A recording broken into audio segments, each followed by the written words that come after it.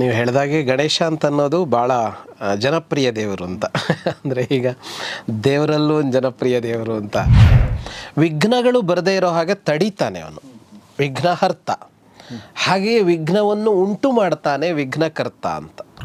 ಒಂದು ಟೀಕೆ ಮಾಡೋಕ್ಕೆ ಬಳಸ್ಕೊಳ್ಳೋವಂಥ ಒಂದು ಅಸ್ತ್ರ ಕೂಡ ಗಣೇಶನೇ ಆಗಿದ್ದಾನೆ. ಗಣೇಶ ಹೇಗೆ ಹುಟ್ಟಿದ ಅಂತಂದರೆ, ದೇವರ ಶಕ್ತಿ ಏನು ಅಂತ ಅಂದರೆ ಅವನು ಮಾಡಬಲ್ಲ, ಮಾಡದೆಯೂ ಇರಬಲ್ಲ, ಇನ್ನೊಂದು ತರಹದಲ್ಲೂ ಮಾಡಬಲ್ಲ ಅಂತ. ಆ ಶಕ್ತಿ ಅವನಿಗಿದೆ, ನಮಗಿಲ್ಲ. ಯಾಕೆಂದರೆ ಅವನು ಕ್ರಿಯೇಟರ್. ಅವನು ಮಣ್ಣಿನ ಮೂರ್ತಿಯನ್ನು ಮಣ್ಣಿನಲ್ಲಿ ಮಾಡಿ ನೀರಲ್ಲಿ ಹಾಕ್ತಾರೆ ಅಂದರೆ ಅದು ತತ್ವಗಳ ಕಥೆಯನ್ನು ಹೇಳ್ತಾ ಇದೆ ಅಂತ ಹೇಳ್ತಾ ಇದ್ರು ಅವರು. ಚಂದ್ರನ್ ನೋಡೋಕ್ಕಿಂತ ಮುಂಚೆ ಗಣೇಶನ ಖಂಡಿತ ನೋಡಿ.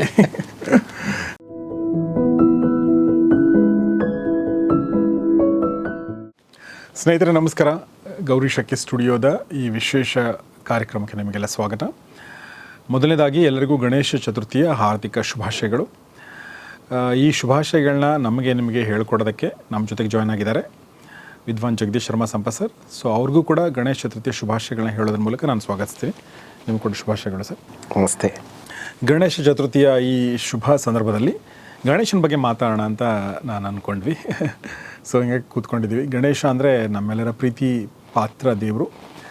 ಸೊ ಆಮೇಲೆ ನಾವು ಚಿಕ್ಕ ಮಕ್ಕಳಿದ್ದಾಗೆಲ್ಲ ನಮ್ಗೆ ಫೇವ್ರೆಟ್ ದೇವರು ಅಂದರೆ ಗಣೇಶ. ಯಾಕಂದರೆ ಗಣೇಶ ಚತುರ್ಥಿ ಒಂದು ಹಬ್ಬ ಥರ, ಅಂದರೆ ಒಂದು ಸಾಮೂಹಿಕ ಹಬ್ಬ ಅದು. ಅಂದರೆ ಜನ ಎಲ್ಲ ಸೇರ್ಕೊಂಡು ಮಾಡುವಂಥದ್ದು. ಅಂದರೆ ನಮ್ಮ ಒಂದು ಗೋಡೌನಲ್ಲಿ ಗಣೇಶನ ಇಟ್ಟು ಪೂಜೆ ಮಾಡಿ ಆಮೇಲೆ ಅದನ್ನು ವಿಸರ್ಜನೆ ಕೂಡ ಹಾಗೆ. ಆಮೇಲೆ ಪ್ರತಿದಿನ ಒಂದೊಂದು ನಮ್ಮ ಶುಗರ್ ಫ್ಯಾಕ್ಟ್ರಿನಲ್ಲಿ ಪ್ರತಿದಿನ ಸಂಜೆ ಒಂದು ಸಾಂಸ್ಕೃತಿಕ ಕಾರ್ಯಕ್ರಮ, ಒಂದು ನಾಟಕ, ಒಂದು ಆರ್ಕೆಸ್ಟ್ರಾ, ಒಂದು ಜನಪದ ಗೀತೆಗಳ ಕಾರ್ಯಕ್ರಮ. ಒಂದು ದಿನ ನಮ್ಮ ಸ್ಟೂಡೆಂಟ್ಸು ಅಂದರೆ ಅದೇ ಊರಿನ ಸ್ಟೂಡೆಂಟ್ಸ್ ಕೊಡುವಂಥ ಕಾರ್ಯಕ್ರಮ, ಅವ್ರದ್ದು ನಮ್ಮದೆಲ್ಲ ಡ್ಯಾನ್ಸು, ನಾಟಕ, ಈ ಥರ. ಸೊ ಈ ಥರ 11 ದಿನಗಳವರೆಗೆ ಮಾಡ್ತಿದ್ರು. ಹೀಗಾಗಿ ಒಂಥರ ಅದು ಖುಷಿ ಕೊಡುವಂಥದ್ದು. ಸೊ ತಾವೇನು ಹೇಳಕ್ಕೆ ಇಷ್ಟಪಡ್ತೀರಿ ಸರ್? ನೀವು ಹೇಳಿದಾಗೆ ಗಣೇಶ ಅಂತ ಅನ್ನೋದು ಭಾಳ ಜನಪ್ರಿಯ ದೇವರು ಅಂತ. ಅಂದರೆ ಈಗ ದೇವರಲ್ಲೂ ಒಂದು ಜನಪ್ರಿಯ ದೇವರು ಅಂತ ಹೇಳ್ಬೋದಾ ಅಂದರೆ ಹಾಗೆ ಹೌದು. ಇವಾಗ ಪ್ರಾಯಶಃ ಎಲ್ಲರಿಗೂ ಆಕ್ಸೆಸಿಬಲ್. ಹೌದು, ಭಾಳ ಪ್ರೀತಿಯ ದೇವರು ಗಣೇಶ ಅಂತ. ಅವನ ಆಕಾರವೂ ಇರ್ಬೋದು, ಅದಕ್ಕೆ ಯಾವ ಕಾರಣವೂ ಇರ್ಬೋದು. ಮತ್ತು ಭಾಳ ವಿಶೇಷವಾಗಿ ಮಕ್ಕಳು ಭಾಳ ಪ್ರೀತಿಸ್ತಾರೆ ಅವನನ್ನು ಅಂತ. ಈಗಂತೂ ಈ ಗಣೇಶ ಚತುರ್ಥಿ ಬರುವಾಗ ಎಲ್ಲ ಕಡೆ ಗಣೇಶನ ಕೂರಿಸೋದು ಅಂತ ಹೊರಟಿದೆಯಲ್ಲ. ನಾನು ಬೆಂಗಳೂರಲ್ಲಿ ಇತ್ತೀಚೆಗೆ ನೋಡ್ತಾ ಇರೋದು, ಈ ಗಣೇಶನ ಅಲ್ಲಲ್ಲಿ ಕೂರಿಸೋದು ಅನ್ನೋದು ಈಗ ಮೊದಲಿಗೆ ದೊಡ್ಡವರಿಗೆ ಆಸಕ್ತಿ ಇರ್ತಿತ್ತಲ್ಲ, ಅದೀಗ ಸ್ವಲ್ಪ ಕಡಿಮೆ ಆಗಿದೆ. ದೊಡ್ಡವರಿಗೆ, ಮಕ್ಕಳಿಗೆ ಆಸಕ್ತಿ ತುಂಬ ಇದೆ ಅದರಲ್ಲಿ ಅಂತ. ನಮ್ಮ ಬೀದಿನಲ್ಲಿ ಬಂದಿದ್ದರು, ಗಣೇಶನ ಕೂರಿಸ್ತೀವಿ ಅಂಕಲ್ ಅಂತ ಒಂದು 3-4 ಮಕ್ಕಳು ಬಂದಿದ್ದು. ನಾನು ಕೇಳಿದೆ, ಯಾಕ್ರೋ 2-3 ವರ್ಷ ಈ ರಸ್ತೆಯಲ್ಲಿ ಗಣೇಶನ್ನೇ ಇಟ್ಟಿರಲಿಲ್ವಲ್ದ್ರು, ಈ ವರ್ಷ ಮತ್ತೆ ಶುರು ಮಾಡಿದ್ರ ಅಂತ ಕೇಳಿದೆ. ಅವ್ರು ಏನಂದರು ಅಂದರೆ, ಸರ್ ಅದು ನಮ್ಮ ಅಣ್ಣಂದರು ಸರ್, ಈಗ ಅವರಿಲ್ಲ, ಕಾಲೇಜ್ ಹೋಗಿದ್ದಾರೆ, ಈಗ ನಮ್ಮದು ಅಂತ. ನನಗೆ ಎಂಥ ಖುಷಿ ಆಯಿತು ಅಂದರೆ ಮತ್ತೊಂದು ಜನ್ರೇಷನ್ ಕೈಗೆ ತಗೊಂಡ್ಬಿಡ್ತದೆ ಅಂತ. ಅವ್ರಿಗೆ ಯಾರು ಹೇಳಿಲ್ಲ, ಯಾರು ಮಾಡಬೇಕು ಅಂತ ಹೇಳಿಲ್ಲ. ಇವ್ರು ಇನ್ನೂ ಈಗ ಮೀಸೆ ಚಿಗುರ್ತಾ ಇದೆ, ಇನ್ನೂ ಮಕ್ಕಳು ನಮ್ಮ ಅಣ್ಣಂದ್ರು ಮೊದಲು ಮಾಡಿದ್ರಲ್ಲ, ಈಗ ನಾವು ಮಾಡ್ತೇವೆ ಅಂತ ಉತ್ಸಾಹದಲ್ಲಿ ಹೊರಟಿದ್ದು ಅಂತ. ಅದು ಯಾಕೆ ಅಂದರೆ ಅದೊಂದು ಖುಷಿ ಕೊಡುತ್ತೆ ಅವರಿಗೆ, ಏನೋ ಒಂದು ಮಾಡ್ತಾರೆ ಅಂತ. ಹಾಗಾಗಿ ಅವನು ಆ ದೃಷ್ಟಿಯಿಂದ ನೋಡಿದಾಗ ಜನಪ್ರಿಯ ದೇವರು ಅಂತ. ಇನ್ನೊಂದು ಪ್ರಥಮ ಪೂಜಿತ ಅನ್ನುವ ಕಾರಣಕ್ಕಾಗಿ ಯಾರು ಪೂಜೆ ಮಾಡಿದರೂ ಮೊದಲು ಗಣೇಶನದ್ದು ಅನ್ನೋದು ಒಂದು ಇದ್ದೇ ಇದೆ, ಎಲ್ಲರಲ್ಲೂ ಇದ್ದೇ ಇದೆ, ಎಲ್ಲ ಕಡೆಯಲ್ಲೂ ಇದ್ದೇ ಇದೆ. ಅಲ್ಲಿ ಗಣೇಶನನ್ನು ಹಯಗ್ರೀವನನ್ನು ಮೊದಲು ಪೂಜಿಸುವ ಕ್ರಮಗಳು ಕೆಲವು ಕಡೆಗಳಲ್ಲಿವೆ. ಹಯಗ್ರೀವ ಅಂದರೆ ವಿಷ್ಣುವಿನ ಒಂದು ರೂಪ ಅದು. ಶ್ರೀವೈಷ್ಣವರಲ್ಲಿ ಇದು ಇದೆ. ಉಳಿದಂತೆ ಪ್ರಥಮ ಪೂಜಿತ ಅಂತ ಹೇಳಿ ಆ ದೇವರ ಪೂಜೆ ಬಂದರೂ ಏನು ಬಂದರೂ ಒಂದು ಗಣೇಶ ಅಂತ ಇರುತ್ತೆ. ಬಹಳ ವಿಶಿಷ್ಟವಾದ ಕಥೆ ಕೂಡ ಅವನ ಹುಟ್ಟಿನಲ್ಲಿ ಹಿಂದಿರೋದು ನಮಗೆ ಗೊತ್ತಿದೆ ಅದು ಅನ್ನುವಂಥದ್ದು. ಮತ್ತು ಈ ಗಣೇಶನ ಹಬ್ಬ ಇದೆಯಲ್ಲ, ನೀವು ಹೇಳಿದ ಹಾಗೆ ನಾವು ಹಿಂದೂ ಯಾವಾಗಲೂ ಮಾತಾಡಿದ್ವಿ, ಸಮೂಹದ ಹಬ್ಬ ಆಯಿತು ಇದು ಅಂತ. ಗಣೇಶ ಚತುರ್ಥಿ ಅನ್ನೋದು ಸಮೂಹದ ಹಬ್ಬ ಆಯಿತು ಅಂತ. ಹಬ್ಬ ಅನ್ನುವಾಗ ವ್ಯಷ್ಟಿಯ ಹಬ್ಬಗಳು, ಸಮಷ್ಟಿಯ ಹಬ್ಬಗಳು ಅಂತ ಎರಡಿವೆ. ಅಂದರೆ ವ್ಯಕ್ತಿ ಮಾಡಿಕೊಳ್ಳುವ ಹಬ್ಬಗಳು, ಹಬ್ಬ ಅಥವಾ ಪೂಜೆಗಳು, ಮನೆಯವರೆಲ್ಲ ಸೇರಿ ಮಾಡುವಂಥದ್ದು, ಎಲ್ಲರೂ ಸೇರಿ ಮಾಡುವಂಥದ್ದು ಅಂತ 3 ತರಹಗಳಿವೆ. ಈ ವ್ರತಗಳು ಅಂತ ಬರುತ್ತಲ್ಲ, ಅದನ್ನು ಯಾರೋ ಕೆಲವರು ಮಾಡ್ತಾರೆ. ಈ ವಾರ ಮಹಾಲಕ್ಷ್ಮಿ ವ್ರತ ಅಂತಂದರೆ ಯಾರೋ ಕೆಲವರು ಮಾಡ್ತಾರೆ, ಅಥವಾ ಸ್ತ್ರೀಯರು ಮಾತ್ರ ಮಾಡ್ತಾರೆ, ಇನ್ಯಾವುದೊಂದಿದ್ರೆ ಪುರುಷರು ಮಾತ್ರ ಮಾಡ್ತಾರೆ, ಮನೇಲಿ ಯಾರೋ ಒಬ್ಬರು ಮಾಡ್ತಾರೆ, ಹೀಗೆಲ್ಲ ಇರುತ್ತೆ. ಇದು ಅಂದರೆ ಇಡೀ ಊರಿನ ಹಬ್ಬ ಆಗುತ್ತೆ, ಮನೆಯ ಹಬ್ಬ ಆಗುತ್ತೆ ಇದು ಅಂತ. ಅದರಲ್ಲೂ ನಮ್ಮ ಸ್ವಲ್ಪ ಮೇಲೆ ಹೋಗಿ ಮಹಾರಾಷ್ಟ್ರಕ್ಕೆ ಹೋದ್ರಂತೂ ಅದ್ಭುತವಾದ ಗಣೇಶೋತ್ಸವ. ಗಣೇಶೋತ್ಸವದ ಒಂದು 8-10 ದಿನ ಮಹಾರಾಷ್ಟ್ರ ಪ್ರವಾಸ ಮಾಡಿ ಬಂದುಬಿಡ್ಬೇಕು. ಆ ಅದ್ಭುತ ಅನುಭವವೇ ಬೇರೆ ಇರುತ್ತೆ. ಹಾಗಷ್ಟು ಚೆನ್ನಾಗಿ ನಡೆಯುತ್ತೆ.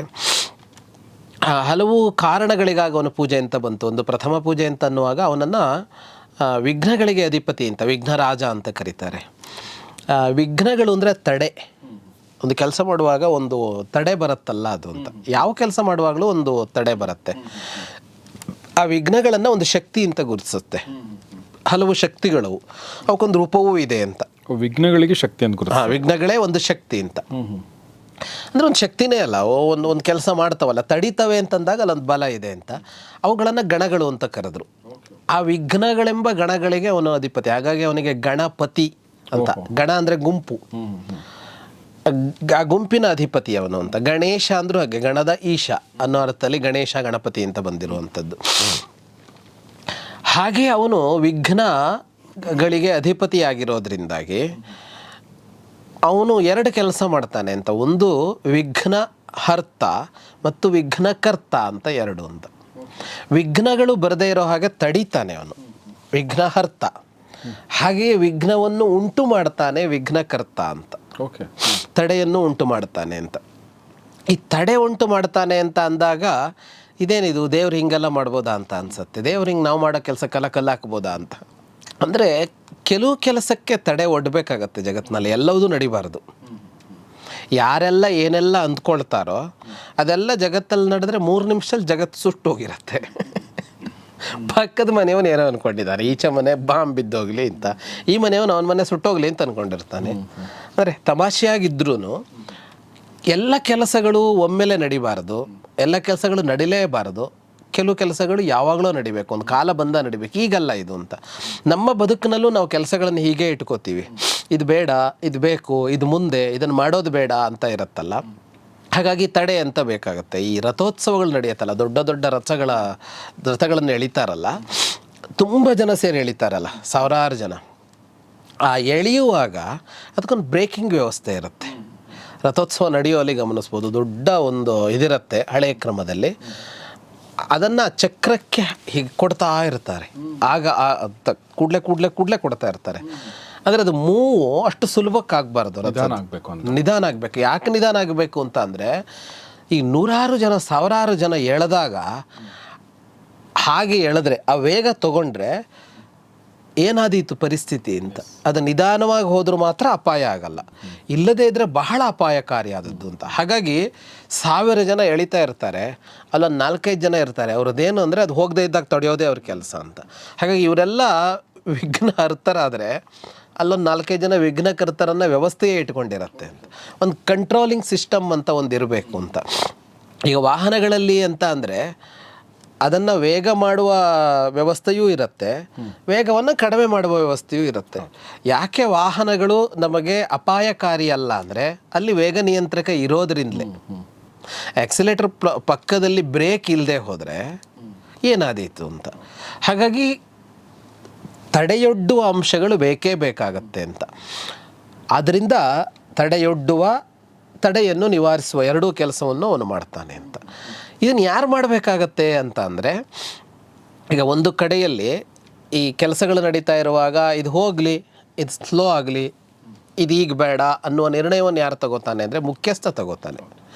ಯಾಕೆಂದರೆ ಅವನಿಗೊಂದು ಸಮಗ್ರ ಐಡಿಯಾ ಇರುತ್ತೆ. ಒಂದು ಕಂಪನಿ ಅಥವಾ ಒಂದು ಸಂಸ್ಥೆ ಅಂತ ತೊಗೊಂಡ್ರೆ, ಇದು ನಾಳೆ ಮಾಡೋಣ, ಇದನ್ನು ಮುಂದಿನ ವಾರ ಇಟ್ಕೊಳ್ಳೋಣ, ಇದು ಈಗಲೇ ಮುಗಿಸ್ಬಿಡಿ ಅಂತ ಅವನು ತೀರ್ಮಾನ ತಗೋತಾ ಹೋಗ್ತಾನೆ. ಯಾಕೆಂದರೆ ಅವನಿಗೊಂದು ಗುರಿಗೇನು, ಏನಾಗಬೇಕಾಗಿದೆ, ನಿನ್ನೆ ಏನಾಗಿದೆ, ಇವತ್ತೇನಾಗಿದೆ, ಒಟ್ಟು ಏನಾಗಬೇಕಾಗಿದೆ ಅನ್ನೋ ಸಮಗ್ರ ಚಿತ್ರಣ ಇದ್ದವನು ಮಾತ್ರ ತಗೊಳ್ಬೋದು. ಆ ವಿವೇಕ ಇಲ್ಲದೆ ಇರೋನೊಬ್ಬನ ಕೈಗೆ ಆ ನಿರ್ಣಯ ತಗೊಳ್ಳೋದು ಸಿಕ್ಕಿಬಿಟ್ರೆ ಆ ಸಂಸ್ಥೆ ಹಾಳಾಗ್ಬಿಡತ್ತೆ ಅಂತ. ಯಾಕೆಂದರೆ ಯಾವತ್ತೋ ಮಾಡಬೇಕಾದ ಕೆಲಸ ಈಗ ಮಾಡಿ ಮುಗಿಸಿರ್ತಾನೆ, ಇವತ್ತಾಗಬೇಕಾದ ಕೆಲಸ ಆಗೋದೇ ಇಲ್ಲ ಅಂತ. ಹಾಗಾಗಿ ಇದನ್ನು ಓಡಿಸುವ, ಕಂಟ್ರೋಲ್ ಮಾಡುವ ಇಷ್ಟು ಒಂದು ಚಾಲಕ ಶಕ್ತಿ ಅಂತ ಇದೆಯಲ್ಲ, ಅದು ಒಬ್ಬನಿಗೆ ಇರಬೇಕು, ಅವನು ವಿವೇಕಿಯಾಗಿರಬೇಕು ಅಂತ. ಹಾಗೆ ಆ ಚಾಲಕ ಸ್ಥಾನದಲ್ಲಿ ಕುಳಿತುಕೊಂಡಿರೋನು ಅವನು ಅಂತ. ಅದರಿಂದ ಅವನು ವಿಘ್ನಕರ್ತನೂ ಹೌದು, ವಿಘ್ನಹರ್ತನೂ ಹೌದು. ಎರಡು ಸೇರಿಯ ವಿಘ್ನೇಶ್ವರ ಅಂತ ಹೆಸರಿಟ್ಟರು. ಎರಡು ಸೇರಿಯ ವಿಘ್ನೇಶ್ವರ ಅಂತ ಆಗ್ತಾನೆ. ಆ ಬ್ರೇಕ್ ಅವನ ಕೈಲಿದೆ ಅಂತ. ಬ್ರೇಕ್ ಅವನ ಕೈಲಿದೆ, ಆಕ್ಸಿಲೇಟರ್ ಅವನ ಕೈಯಲ್ಲಿದೆ ಅಂತ. ಹಾಗಾಗಿ ನಾನು ಚಾಲಕ ಶಕ್ತಿ ಅಂತ ಕರೆದೆ. ಅದು ಅವನಾಗಿದ್ದಾನೆ ಅನ್ನುವ ಕಾರಣಕ್ಕಾಗಿ ಅಷ್ಟು ಮಹತ್ವ ಬಂತು. ಯಾಕೆಂದರೆ ಮೂವಿಂಗಿಗೂ ಅವನೇ ಬೇಕು, ನಿಲ್ಲಿಸೋದಕ್ಕೂ ಅವನೇ ಬೇಕು ಅಂತಂದಾಗ ಅವನೇ ಅಂತ ಆಗೋಯ್ತಲ್ವ ಅಂತ. ಕಾರು ಓಡಿಸೋನು ಅಂದರೆ ಓಡುವಂತೆ ಮಾಡುವವನು ಅವನೇ, ಓಡ್ತಾ ಇದ್ಬಿಟ್ರೆ ಏನೋ ಎಲ್ಲೋ ಹೋಗಿ ನಿಲ್ಲಿಸಬೇಕು ಅಂತಲ್ವಾ, ಕಾರ್ಯ ಓಡಿಸ್ತಾ ಇದ್ದೀವಿ ಅಂದರೆ ಒಂದು ಕಡೆ ಹೋಗಿ ನಿಲ್ಲಬೇಕಾಗಿದೆ ಅಂತ. ಹಾಗಾಗಿ ನಿಲ್ಲಿಸೋ ಒಂದು ವ್ಯವಸ್ಥೆನೂ ಬೇಕಲ್ಲ ಅಂತ ಅಂದಾಗ ಎರಡೂ ಅವನಾಗುತ್ತಾನೆ ಅಂತ. ಸರ್, ನಾನು ಒಂದು ಪ್ರಶ್ನೆ ಕೇಳಿ, ಈ ಗಣೇಶನ ಹುಟ್ಟಿನ ಬಗ್ಗೆ ನಾವು ಮಾತಾಡಿದ್ವಲ್ಲ ಗೊತ್ತಿಲ್ಲ ನನಗೆ. ಅಂದರೆ ನಮ್ಮ ಹಿಂದೂ ಧರ್ಮವನ್ನು ಬಗ್ಗೆ ಮಾತಾಡ್ತಿರ್ಬೇಕಾದ್ರೆ ಒಂದು ಟೀಕೆ ಮಾಡೋಕ್ಕೆ ಬಳಸ್ಕೊಳ್ಳೋವಂಥ ಒಂದು ಅಸ್ತ್ರ ಕೂಡ ಗಣೇಶನೇ ಆಗಿದ್ದಾನೆ. ಗಣೇಶ ಹೇಗೆ ಹುಟ್ಟಿದ ಅಂತಂದರೆ ಪಾರ್ವತಿಯ ಮೈ ಮೇಲಿರೋ ಮಣ್ಣಿನಿಂದ ಹುಟ್ಟಿದ. ಮಣ್ಣು ಇಷ್ಟೊಂದು ಮಣ್ಣಿತ್ತ. ಆಮೇಲೆ ಶಿವ ಪಾರ್ವತಿ ಸ್ನಾನ ಮಾಡ್ಬೇಕಾದ್ರೆ ಹೊರಗಡೆ ಗಣೇಶನ ಕೂರಿಸಿರ್ತಾಳೆ, ಯಾರು ಬಂದರೂ ಬಿಡಬೇಡ ಅಂತ. ಇವನು ಅವ್ರ ಅಪ್ಪನೂ ಬಿಡಲ್ಲ, ಆವಾಗ ಅವನು ಕತ್ತರಿಸ್ತಾನೆ. ಆಮೇಲೆ ಅಪ್ಪ ಇನ್ ದ ಸೆನ್ಸ್ ಅವನಿಗೆ ಗೊತ್ತಿರಲ್ಲ ಅದು ಅಂಥೇಳಿ. ಆಮೇಲೆ ಆನೆಯ ಇದನ್ನು ತಂದು ಇಡ್ತಾನೆ. ಇವೆಲ್ಲವೂ ಕೂಡ ನಮ್ಮ ಲಾಜಿಕಲ್ ಮೈಂಡಿಗೆ, ನಮ್ಮ ಒಂದು ಮಾಡರ್ನ್ ಮೈಂಡಿಗೆ ಇವೆಲ್ಲ ಅನ್ಸೈಂಟಿಫಿಕ್ ಅನಿಸುವಂಥ ಮತ್ತು ಇಲ್ಲಾಜಿಕಲ್ ಅನಿಸುವಂಥ ಸಾಧ್ಯತೆ ಇದೆ. ಮತ್ತು ಇದನ್ನು ಟೀಕೆ ಮಾಡಬೇಕಂತಲೇ ಕೂತ್ಕೊಂಡವ್ರಿಗೆ ಇದು ಒಂದು ಅಸ್ತ್ರವಾಗಿ ಬಳಕೆ ಆಗ್ತಾ ಇದೆ. ಆಲ್ರೆಡಿ ಸುಮಾರು ಜನ ಇದ್ರ ಬಗ್ಗೆ ಮಾತಾಡಿದ್ದಾರೆ. ಈ ಬಗ್ಗೆ ಏನು ಹೇಳಕ್ಕೆ ಇಷ್ಟಪಡ್ತೀರಿ ಸರ್? ಸರ್, ಇಲ್ಲಿ 2-3 ಅಂಶಗಳನ್ನು ಗಮನಿಸಬೇಕಾಗಿರೋದೇನೆಂದರೆ, ನಮ್ಮ ಈ ಪುರಾಣಗಳಿವೆಯಲ್ಲ, ಪುರಾಣಗಳನ್ನು ನೋಡುವ ಬಗೆ ಹೇಗೆ ಅಂತ ಒಂದು ಬೇಕು. ಹೇಗೆ ನೋಡಬೇಕು ಪುರಾಣಗಳನ್ನು? ಈ ಪುರಾಣಗಳಲ್ಲಿ ಏನು ಯಾವುದು ಹೇಗೆ ಹೇಳಿದೆಯೋ ಹಾಗೇ ನಡೆದಿದೆ ಅಂತ ನಂಬಿ ಹೋಗುವ ಕ್ರಮ ಒಂದು. ಅಲ್ಲೇನು ಹೇಳಿದಾರೋ ಅದಾಗಿದೆ, ನನಗೆ ಲಾಜಿಕ್ಕು ಬೇಡ, ನನಗೆ ಚರ್ಚೆನೂ ಬೇಡ, ಹಾಗಾಗಿದೆ ಅಂತ ಹೇಳಿದಾರಲ್ಲ ಆಗಿದೆ ಅಂತ ಹೀಗೊಂದು ನಂಬ್ಕೊಂಡು ಹೋಗೋದು ಅಂತ. ಇನ್ನೊಂದೇನೆಂದರೆ, ಇದು ಹೀಗ ಅಂತ ಯೋಚಿಸಿ ಹೋಗೋದೊಂದು. ಈ 2 ಅಂಶಗಳನ್ನು ಇಟ್ಟುಕೊಂಡೇ ನಾವು ಪುರಾಣಗಳನ್ನು ನೋಡಿಕೊಂಡು ಹೋಗಬೇಕಾಗತ್ತೆ ಅಂತ. ಈ 2 ದಾರಿ ಇದೆ. ಈ 2 ದಾರಿಯಲ್ಲಿ ಎರಡರಲ್ಲೂ ಸಮಸ್ಯೆ ಇಲ್ಲ ವಾಸ್ತವವಾಗಿ. ಈಗ ಪುರಾಣದಲ್ಲಿ ಯಾವುದೋ ಒಂದು ಹೀಗಾಗಿದೆ ಅಂತ ಹೇಳಿದೆ, ಅದು ಹಾಗಾಗಿಲ್ದೇನೂ ಇರಬಹುದು, ಆದರೆ ಅದರಿಂದ ಯಾವ ನಷ್ಟವೂ ಇಲ್ಲ ಅಂತ. ಯಾವುದಕ್ಕೆ? ನಾನು ನಂಬೋದಕ್ಕೆ, ನಾನು ಈ ಆಚರಣೆಗಳನ್ನು ಇಟ್ಕೊಳ್ಳೋದಕ್ಕೆ ಅದೇನು ಸಮಸ್ಯೆನೂ ಇಲ್ಲ ಅಂತ. ಈಗ ಗಣೇಶನ ಹುಟ್ಟು ಹೀಗಾಗಿದೆಯೋ ಆಗಿಲ್ವೋ, ಆದರೂ ಆಗದೇ ಇದ್ದರೂ ನನಗೆ ಗಣೇಶನ ವಿಷಯಕ್ಕೆ ಸಮಸ್ಯೆ ಇಲ್ಲ ಅಂತ. ಹೀಗೆ ಇದು ಒಂದು ಹಂತದ ವಿಚಾರ ಪರತೆ ಅಂತ. ಇಲ್ಲ, ಹೀಗೆಲ್ಲ ನೀವು ಅಸಂಬದ್ಧ ಹೇಳಿರೋದ್ರಿಂದ ಇದಿಷ್ಟು ಸುಳ್ಳು. ಯಾವುದೆಷ್ಟು ಸುಳ್ಳು? ಎಲ್ಲವುದೂ ಸುಳ್ಳು ಅಂತ ಅನ್ನುವ ಇನ್ನೊಂದು ಅಂಶ ಅಂತ 3 ಕಾಣಿಸ್ಕೊಳ್ಳುತ್ತೆ ಇಲ್ಲಿ. ಈಗ 3 ಕಾಣಿಸ್ಕೊಳ್ಳುತ್ತೆ ಅಂತಂದಾಗ ಏನು ಅಂತ ಅಂದರೆ, ಸರಿಗ ಒಂದು ಕೃತಿಯಲ್ಲೋ, ಒಂದು ಗ್ರಂಥದಲ್ಲೋ, ಒಂದು ಕಡೆಯಲ್ಲೋ ಹೇಳಿರುವ ಯಾವುದೋ ಒಂದಿಷ್ಟು ಅಂಶಗಳು ನನಗೆ ಸರಿ ಇಲ್ಲ ಅಂತ ಅನ್ನಿಸಿದರೆ ನಾನು ಆ ಇಡೀ ಗ್ರಂಥವನ್ನು ತಿರಸ್ಕರಿಸಬೇಕಾ, ಅಥವಾ ಅದರಲ್ಲಿ ಒಂದಿಷ್ಟನ್ನು ಒಪ್ತೀನಿ, ಒಂದಿಷ್ಟನ್ನು ಒಪ್ಪೋದಕ್ಕಾಗಲ್ಲ ಅನ್ನೋ ನಿರ್ಣಯಕ್ಕೆ ಬರಬೇಕಾ ಅಂತ ಒಂದು ಯೋಚಿಸಬೇಕು. ಸಹಜವಾಗಿ ನಮ್ಮಲ್ಲಿ ಹೇಗಿದೆ ಅಂತ ಅಂದರೆ, ನಮಗೆ ಒಪ್ಪಿಗೆ ಆಗದ ಒಂದಿಷ್ಟು ಅಂಶ ಇದೆ ಅಂದರೆ ಅದನ್ನು ಹೇಳಿದ ಆ ವ್ಯಕ್ತಿಯನ್ನು, ಅವನು ಬರೆದ ಇಡೀ ಕೃತಿಯನ್ನು ನಾವು ಅದನ್ನು ತಿರಸ್ಕಾರ ಮಾಡೋದು ಅನ್ನೋ ಅಭ್ಯಾಸ ನಮಗೆ ಚೆನ್ನಾಗಿ ಬಂದಿದೆ ಮನುಷ್ಯರಿಗೆ. ಹಾಗಾಗಿ ಅವರು ಒಂದು ಇಡೀ ಸಿದ್ಧಾಂತವನ್ನು ತಿರಸ್ಕಾರ ಮಾಡ್ತಾರೆ, ಇಡೀ ವ್ಯವಸ್ಥೆಯನ್ನು ತಿರಸ್ಕಾರ ಮಾಡ್ತಾರೆ. ಯಾವುದೋ ಒಂದು ವ್ಯಕ್ತಿ ಏನು ಮಾಡಿದರೂ ತಪ್ಪು ಅಂತ ಹೇಳ್ತಾರೆ. ಹೀಗೆ ನಡೆಯುತ್ತೆ, ಎಲ್ಲ ಕಡೆಗೂ ನಡೆಯುತ್ತೆ ಅದು ಅಂತ. ಹಾಗಲ್ಲದೆ ಅದನ್ನು ಬೇರೆ ತರಹದಲ್ಲಿ ನೋಡಿದರೆ, ಇದೊಂದು ನನಗೆ ಒಪ್ಪಿಗೆ ಆಗಿಲ್ಲ, ಇದು ಓಕೆ ಅನ್ನೋ ತರಹದಲ್ಲಿ ಹೋದರೆ ಅನ್ನುವ ಅಂಶ ಇರೋದಿಲ್ಲ. ಇನ್ನೊಂದು ಅಂಶ ಏನು ಗಮನಿಸಬೇಕಾದ್ದು ಅಂತ ಅಂದರೆ, ಇದೆಲ್ಲ ವಾಸ್ತವದಲ್ಲಿ ನಡೀತಾ ಇದೊಂದು ತಾತ್ವಿಕ ವಿಷಯವನ್ನು ಹೇಳ್ತಾ ಅಂತಲೂ ನೋಡಬೇಕು ಅಂತ. ಈ ಮಾತುಗಳು ತುಂಬ ಹಳೆಯದ್ದು. ಈ ಪುರಾಣಗಳು ಹೇಳುವ ಅಥವಾ ಇಲ್ಲಿ ಹೇಳುವ ಮಾತುಗಳನ್ನೆಲ್ಲ ಹಾಗೆಯೇ ತಗೋಬೇಡಿ ಅಂತ. ಅಲ್ಲಿರುವ ಶಬ್ದ ಏನು ಹೇಳ್ತಾ ಇದೆಯೋ ಅದೇ ಅರ್ಥ ಅಲ್ಲ ಅದಕ್ಕೆ ಅಂತ. ಅರ್ಥವಾದ ಅಂತಲೇ ಒಂದು ಇದಿದೆ ನಮ್ಮಲ್ಲಿ, ಒಂದು ಪರಿಕಲ್ಪನೆ ಇದೆ ಅಂತ. ಅರ್ಥವಾದ ಅದು ಏನು ಅಂತ ಹೇಳಿದರೆ, ಒಂದು ವಿಷಯವನ್ನು ನಿರೂಪಿಸುವಾಗ ಒಂದಿಷ್ಟು ವಿಷಯವನ್ನು ಬೇರೆ ಏನೋ ಹೇಳ್ತೀವಿ, ಅದೆಲ್ಲ ನಿಜ ಆಗಿರಬೇಕು ಅಂತ ಇಲ್ಲ ಅಂತ. ಒಂದು ಪ್ರೇರೇಪಣೆ ಕೊಡೋದಕ್ಕೆ, ಒಂದು ಸ್ಫೂರ್ತಿ ಕೊಡೋದಕ್ಕೂ ಒಂದಿಷ್ಟು ಮಾತುಗಳು ಬಂದಿರ್ಬೋದು, ಅವೆಲ್ಲವೂ ನಿಜ ಆಗಿರಬೇಕು ಅಂತ ಇಲ್ಲ ಅಂತ. ಹಾಗಾಗಿ ಯಾರೇ ಹೇಳಿದ್ದಿದ್ದರೂ, ಎಲ್ಲೇ ಹೇಳಿದ್ದಿದ್ದರೂ ಅವೆಲ್ಲವನ್ನೂ ಒಪ್ಪಬೇಕು ಅಂತಿಲ್ಲ. ಆದರೆ ಅದು ಸುಳ್ಳು ಅನ್ನುವ ಕಾರಣಕ್ಕಾಗಿ ಎಲ್ಲವೂ ಸುಳ್ಳಾಗೋದಿಲ್ಲ ಅಂತ. ನಾನು ಗೌರಿ ಶಕ್ಕಿಯವರು ಇವತ್ತು ಮೆಜೆಸ್ಟಿಕ್ಕಿಗೆ ಹೋಗಿದ್ವಿ ಅಂತ ನಾನು ಹೇಳಿದೆ ಅಂತ ಅಂದ್ಕೊಂಡ್ರೆ, ಅದನ್ನು ನೋಡಿದಾಗ ನೀವು ಬಂದಿರಲಿಲ್ಲ, ನೀವು ಇರಲಿಲ್ಲ ಅಲ್ಲಿ, ನೀವು ಬೇರೆ ಕಡೆ ಇದ್ರಿ ಅಂತ ಆಯಿತು. ಈಗ ಬರೋ ಪ್ರಶ್ನೆ, ನಾನು ಮೆಜೆಸ್ಟಿಕ್ ಹೋಗಿದ್ದು ಸತ್ಯನಾ ಸುಳ್ಳ ಅಂತ ಅಂದರೆ ಸುಳ್ಳಲ್ವ ನಾನು ಹೇಳಿದ್ದು? ನಾನು ಗೌರಿಶಕ್ಕಿಯವರು ಇಬ್ಬರೂ ಹೋಗಿದ್ವಿ ಅಂತ ಹೇಳಿರೋದ್ರಿಂದ ನಾನು ಹೋಗಿದ್ದು ಸುಳ್ಳು ಅಂತ ಆಗತ್ತಾ? ಇಲ್ಲ, ನಾನು ಹೋಗಿದ್ದು ಸತ್ಯ ಅಂತ ಆಗಿರ್ಬೋದು, ನೀವು ಬಂದಿದ್ದು ಮಾತ್ರ ಸುಳ್ಳು ಅಂತ ಆಗಿರ್ಬೋದು. ಹೀಗೆ ಅಂತ ಹಾಗೆ ಹೇಳುವಾಗ ಈಗ ಎಷ್ಟು ದೂರ ಅಂತ ಹೋಗ್ತಾ ಇರ್ತೀವಿ, ಮಗು ಕರ್ಕೊಂಡು ಹೋಗ್ತಾ ಇರ್ತೀವಿ, ನಡ್ಕೊಂಡು ಹೋಗ್ತಾ ಇರ್ತೀವಿ. ಎಷ್ಟು ದೂರ ಅಂದರೆ ಇಲ್ಲೇ ಬಂತು ಅಂತ ಹೇಳ್ತೀವಿ ಅಂತ. ಈ ಇಲ್ಲೇ ಬಂತು ಅನ್ನೋದು ಸತ್ಯವಾ ಸುಳ್ಳ? ನೀನು ಇಲ್ಲೇ ಬಂತು ಅಂತ ಸುಳ್ಳು ಹೇಳಿರೋದ್ರಿಂದ ಆ ಜಾಗ ಇರೋದೇ ಸುಳ್ಳು ಅಂತ ಅನ್ಕೋಬೇಕಾ ಅಂತೆಲ್ಲ ಯೋಚನೆ ಮಾಡಿದರೆ, ಈ ಇಲ್ಲೇ ಬಂತು ಅಂತ ಹೇಳ್ತಾ ಇರೋದು ಬೇರೆ ಕಾರಣಕ್ಕೆ, ಅದು ಸುಳ್ಳೂ ಅಲ್ಲ. ಅಂದರೆ ಇಲ್ಲೇ ಇಲ್ಲ ಅನ್ನೋ ಕಾರಣಕ್ಕಾಗಿ ಸುಳ್ಳಾದರೂ ಅದನ್ನು ವಂಚನೆ ಅಂತ ಗುರುತಿಸೋದಕ್ಕಾಗೋದಿಲ್ಲ ಅಂತ, ಬೇರೆ ಕಾರಣಕ್ಕೆ ಹಾಗೆ ಮಾತಾಡಿದ್ದು ಅಂತ. ಹೀಗೂ ಇರಬಹುದು ಅನ್ನೋದೊಂದು. ಇದಕ್ಕೆ ಎಲ್ಲ ಪುರಾಣದ ಕಥೆಗಳಿಗೂ ತಾತ್ವಿಕ ಅಂಶ ಅಂತ ಬೇರೆ ಇದೆ. ನೀವು ತಾತ್ವಿಕ ಅಂಶವನ್ನು ತೆಗೆದುಕೊಳ್ಬೇಕೇ ಹೊರತು ಘಟನೆಯನ್ನೇ ತೆಗೆದುಕೊಳ್ಳಬೇಕಾಗಿಲ್ಲ ಅನ್ನುವ ಮಾತು ಹಳೆಯ ಕಾಲದಲ್ಲೂ ಇದೆ. ಈ ಘಟನೆ ಒಂದು ಸಾಂಕೇತಿಕ, ಇದು ಇನ್ನೇನೋ ಒಂದನ್ನು ಹೇಳ್ತಾ ಇದೆ. ಹಾಗಾಗಿ ಇದಕ್ಕೆ ಅರ್ಥ ಇದೇ ಅಲ್ಲ, ಇದಕ್ಕೆ ಅರ್ಥ ಇದು ಅಂತ. ಈಗ ನೀವು ನಿರ್ದೇಶನನೂ ಮಾಡಿರೋದ್ರಿಂದ ನಿಮ್ಗೆ ಅರ್ಥ ಆಗುತ್ತೆ. ನೀವು ಅಲ್ಲಿ ಕಥೆ ಹೇಳುವಾಗ ಏನೋ ಒಂದನ್ನು ತೋರಿಸ್ತೀರಿ, ಏನೋ ಒಂದು ವಸ್ತು ಇಡ್ತೀರಿ ನೀವು. ಅಲ್ಲಿ ಆ ವಸ್ತುವಿಗೆ, ಆ ಸಂಭಾಷಣೆಗೆ, ಒಂದು ಪಾತ್ರಕ್ಕೆ ಅಲ್ಲಿ ಏನು ಕಾಣಿಸ್ತಾ ಇದೆಯೋ ಅದು ಅರ್ಥ ಅಲ್ಲ, ಅದಕ್ಕೆ ಇನ್ನೊಂದೇನೋ ಅರ್ಥ ಇದೆ ಅಂತ. ನಾನು ಯಾವ ಸಿನಿಮಾ ಅಂತ ನೆನಪಾಗ್ತಾ ಇಲ್ಲ, ಒಬ್ಬ ವ್ಯಕ್ತಿ ಕೂತ್ಕೊಂಡಿರ್ತಾನೆ ಅಲ್ಲಿ, ಇಂಥದ್ದು ಹಲವು ಸಿನಿಮಾಗಳಲ್ಲಿ ಬಂದಿರುತ್ತೆ. ಅವನು ಕೂತ್ಕೊಂಡಿರ್ತಾನೆ, ಅವನು ಅಲ್ಲಿ ಏನು ಬೇಕಿದ್ರು ನಡೀತಿರುತ್ತೆ, ಅಲ್ಲಿ ಒಂದು ಇಡೀ ಕತೆ ನಡೀತಿರುತ್ತೆ. ಇವನಿಗೇನು ಕೆಲಸ ಇಲ್ಲ, ಇವನೊಂದು ಯಾವುದೋ ಒಂದು ಮನೆ ಕಟ್ಟೆ ಮೇಲೆ ಕೂತ್ಕೊಂಡಿರ್ತಾನೆ, ಏನೋ ಅವಾಗ ಒಂದು ಡೈಲಾಗ್ ಹೊಡಿತಿರ್ತಾನೆ. ಅವನು ಒಂದು ಥರ ವಿದೂಷಕನ ಥರ, ಜೋಕರ್ ಥರ ನಮಗೆ ಕಾಣ್ತಾನೆ, ಏನೋ ಒಂದು ಹೇಳ್ತಾನೆ ಅವನು ಅಂತ ಅಷ್ಟೇ. ಆ ಪಾತ್ರಕ್ಕೆ ಆ ಇಡೀ ಸಿನಿಮಾದಲ್ಲಿ ಯಾರ ಜೊತೆಗೆ ಸಂಬಂಧ ಇಲ್ಲ, ಅವನಿಂದ ಆ ಸಿನಿಮಾದಲ್ಲಿ ಏನಾಗೋದು ಇಲ್ಲ. ಒಂದು ಕಥೆಯಲ್ಲಿ ಒಂದು ಪಾತ್ರ ಬಂದರೆ ಅದರಿಂದ ಏನೋ ಒಂದು ಆಗಬೇಕಲ್ವಾ, ಅವನಿಂದ ಏನೂ ಆಗೋದಿಲ್ಲ, ಕೂತ್ಕೊಂಡೇ ಇದ್ದಾನೆ ಅಂತ. ಅಲ್ಲಿ ನಿರ್ದೇಶಕ ಅಥವಾ ಕಥೆಗಾರ ಅವನಲ್ಲಿ ಕಾಲನನ್ನು ಗುರುತಿಸಿದ್ದಾನೆ. ಅವನು ಒಬ್ಬ ಕಾಲ ಅಂತ ಒಂದಿದೆ, ಅದು ನೀವೇನು ಮಾಡ್ಕೊಂಡು ಹೋಗ್ತಾ ಇದ್ರು ಕಾಲ ನೋಡ್ತಾ ಇರುತ್ತೆ. ಆ ಕಾಲನಿಗೆಲ್ಲ ಗೊತ್ತಿದೆ. ಅವನು ಎಷ್ಟೋ ಸಲ ಓಹೋ ಅಲ್ಲಿಗೆ ಹೋಗ್ತಾ ಇದೆಯಾ, ಹಾಂ ಹೋಗು, ಇದೆ ಮುಂದೆ ಅಂತ ಏನೋ ಹೇಳ್ತಾನೆ ಅವನು. ಯಾಕೆಂದರೆ ಇವನಿಗೆ ಗೊತ್ತಿಲ್ಲ, ಪಾತ್ರಕ್ಕೆ ಗೊತ್ತಿಲ್ಲ ಅಲ್ಲೇನಾಗ್ತಾ ಇದೆ ಅಂತ, ಅವನಿಗೆ ಗೊತ್ತಿದೆ, ಅದು ಅವನು ಎಲ್ಲ ನೋಡ್ತಾ ಇದ್ದಾನೆ ಅಂತ ಒಂದು ಬಂದಿದೆ ಅಂತ. ಇದು ಒಂದು ಸಾಂಕೇತಿಕವಾಗಿ ಒಂದು ಕಾಲ ನಿಮ್ಮ ಎಲ್ಲದಕ್ಕೂ ಸಾಕ್ಷಿ ಹಾಕ್ಕೊಂಡಿದೆ ಅನ್ನೋದನ್ನು ಅವನು ಹೇಳೋದಕ್ಕೆ ಟ್ರೈ ಮಾಡಿರ್ತಾನೆ ಅಂತ. ಹೀಗೆ ಒಂದು ಕೃತಿ ಅಂತ ಹುಟ್ಟಿದಾಗ, ಅದು ಪುರಾಣವೋ, ಅದು ಇತಿಹಾಸವೋ, ಒಂದು ಕಾವ್ಯವೋ ಏನೇ ಆದಾಗಲೂ ಇಂತಹ ಸಾಂಕೇತಿಕತೆಯನ್ನು ತರಬೇಕಾಗತ್ತೆ ಅಂತ. ಹಾಗೆ ಇದನ್ನು ಅರ್ಥ ಮಾಡಿಕೊಳ್ಳುವ ಅಂಶಗಳು ಪುರಾಣಗಳಲ್ಲಿ ಸಾಕಷ್ಟಿದೆ ಎನ್ನುವ ಮಾತಿದೆ. ಅದರ ತಾತ್ವಿಕತೆಯನ್ನು ಅರ್ಥ ಮಾಡ್ಕೊಳ್ಳಿ ಅಂತ.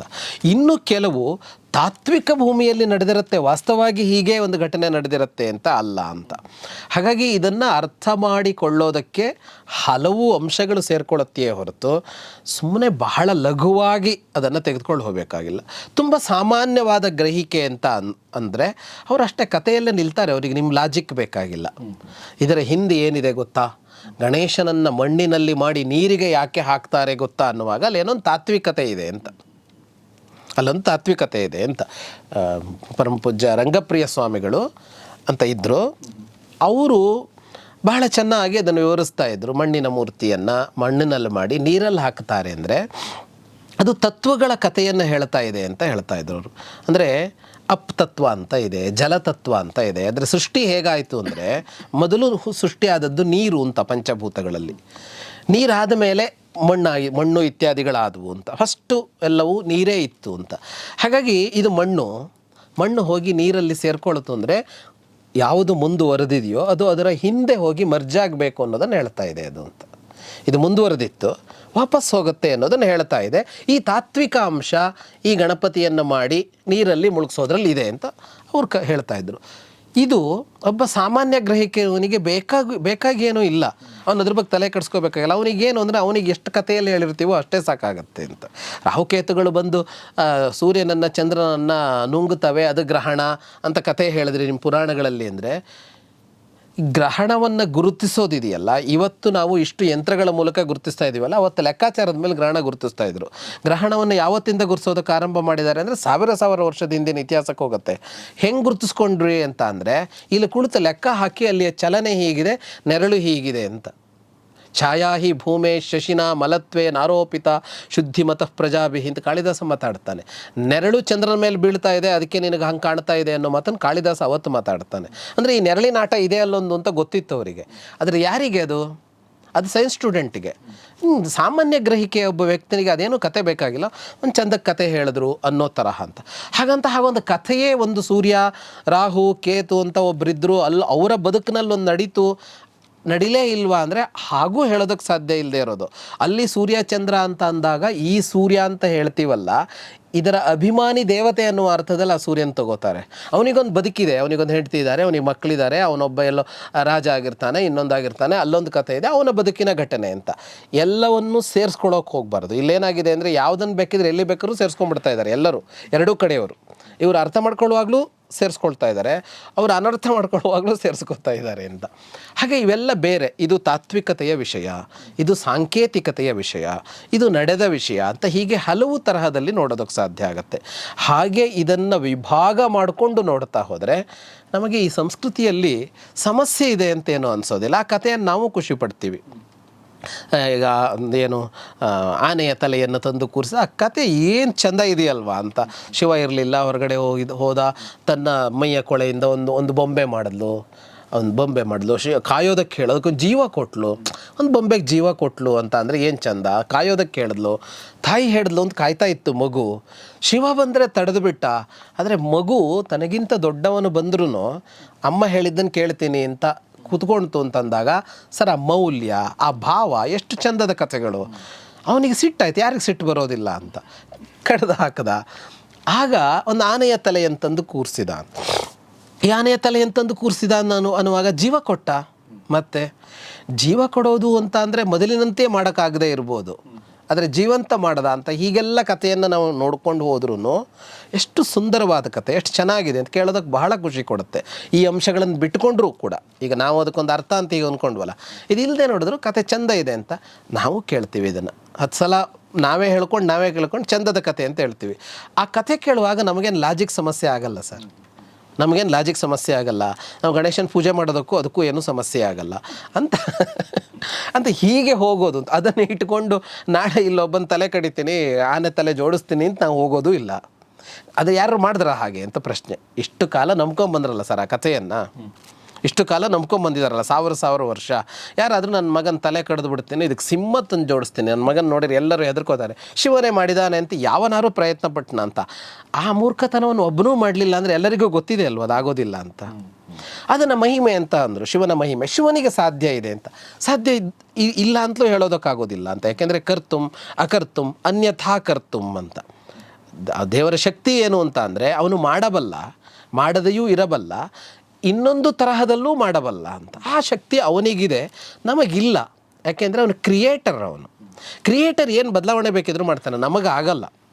ನಮ್ಮನೇಲಿರೋ ಟಿ ವಿನೋ, ನಮ್ಮನೇಲಿರೋ ಇನ್ನೊಂದು ವಸ್ತುವನ್ನು ತೊಗೊಂಡೋಗಿ ಯಾರಿಗೋ ಕೊಟ್ಟರೆ ಅದನ್ನು ಮಾಡಬಲ್ಲವನೋ ಇದಾನಲ್ಲ, ಅವನು ಏನೋ ಮಾಡ್ತಾನೆ. ನಮಗದು ಕೆಟ್ಟೋದ್ರೆ ನೋಡ್ಕೊಂಡಿರೋಕ್ಕೆ ಬರುತ್ತೆ, ಕಂಪ್ಲೇಂಟ್ ಮಾಡೋಕ್ಕೆ ಬರುತ್ತೆ, ಇಷ್ಟೇ ಅಂತ. ಹಾಗಾಗಿ ಇದು ನಮ್ಮನ್ನು ಮೀರಿದ್ದು ಅಂತ ಅಂದುಕೊಂಡು ಅವರು ತಮ್ಮಗೂ ತಲೆ ಕಡಿಯೋಕ್ಕೇನೂ ಹೋಗಿಲ್ಲ. ಹಾಗಾಗಿ ಕತೆ ನಂಬ್ಕೊಂಡಿದ್ರೆ ಜಗತ್ತಿಗೆ ಯಾವ ನಷ್ಟವೂ ಆಗಿಲ್ಲ. ಆ ಕಥೆಯನ್ನು ನಂಬ್ಕೊಂಡಿದ್ದರಿಂದ ಜಗತ್ತಿಗೆ ಯಾವ ಅನ್ಯಾಯವೂ ಆಗಿಲ್ಲ, ಯಾವ ನಷ್ಟವೂ ಆಗಿಲ್ಲ.